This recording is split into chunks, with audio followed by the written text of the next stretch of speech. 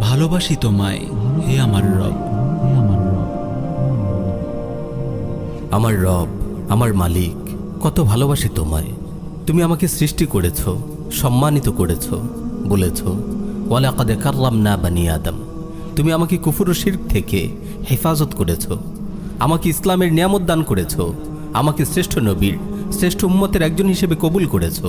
আলহামদুলিল্লাহ। ভালোবাসি তোমায় হে আমার রব। আমি যখন সেই সব কাফির মুশরিকদের দিকে তাকাই যারা ঈমানের দৌলত থেকে বঞ্চিত, ইসলামী শরিয়ার নিয়ামত থেকে বঞ্চিত, দাসত্বের মহিমা থেকে বঞ্চিত, নামাজের শীতলতা থেকে বঞ্চিত, রোজার শুদ্ধতা থেকে বঞ্চিত, জাকাতের মহানুভবতা থেকে বঞ্চিত, জিহাদের পৌরুষ ও বীরত্ব থেকে বঞ্চিত, তখন আমার বুকটা তোমার শুকর ও কৃতজ্ঞতায় কানায় কানায় ভরে ওঠে। মনের অজান্তেই মুখ দিয়ে বেরিয়ে আসে সেই অমর অজর পংক্তিগুলো যেগুলো উচ্চারিত হয়েছিল